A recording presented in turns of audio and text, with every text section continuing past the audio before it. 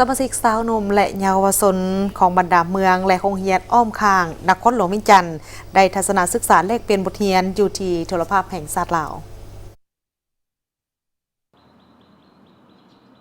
เพื่อเป็นการศึกษาอบรมการเมืองแนวคิดให้แก่สาวหนุ่มเยาวชน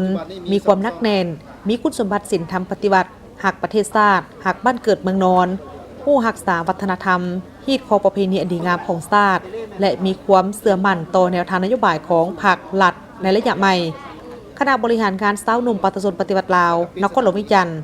ได้แนะนำให้คณะสาวหนุ่มบรรดาเมืองและโรงเรียนในนครหลวงวิจันทร์นำพาสมาชิกสาวหนุ่มเยาวชนเข้าร่วมทัศนศึกษาอยู่สถานที่สำคัญต่างๆซึ่งในตอนบ่ายของวันที่ 15 กุมภาพันธ์ 2023 บรรดาสมาชิกสาวหนุ่มดังกล่าวได้มาทัศนศึกษาอยู่ที่โทรภาพแห่งชาติลาวให้เกียรติต้อนรับคณะทัศนศึกษาในครั้งนี้โดยแม่นทานสายลบอุ่นมีไซเลขาคณะบริหารงานสาวหนุ่มภาคฐานโทรภาพแห่งชาติลาวและคณะ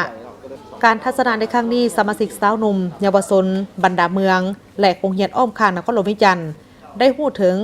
การปฏิบัติเวียกงานพลบทบาทของโทรภาพแห่งชาติในน้ำเป็นสื่อโฆษณาการสนองข้อมูลข่าวสารพร้อมนั้นคณะดังกล่าวยังได้เยี่ยมชมห้องออกอากาศห้องผลิตข่าวบทผลิตรายการการตัดต่อถ่ายทำและเทคนิคที่เกี่ยวข้องเพื่อเรียนรู้การปฏิบัติงานตัวจริงของวิชาการเฉพาะเพื่อสร้างประสบการณ์เรียนรู้ให้แก่สาวหนุ่มเยาวชนหุ้นสืบทอดและในตอนเช้าของวันเดียวกันสมาชิกสาวหนุ่มเยาวชนบรรดาโรงเรียนอ้อมข้างนครหลวงวิจันทร์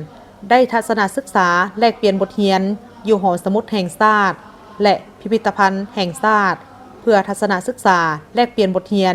และสร้างประสบการณ์ให้แก่สาวหนุ่มเยาวชนหุ้นสืบทอด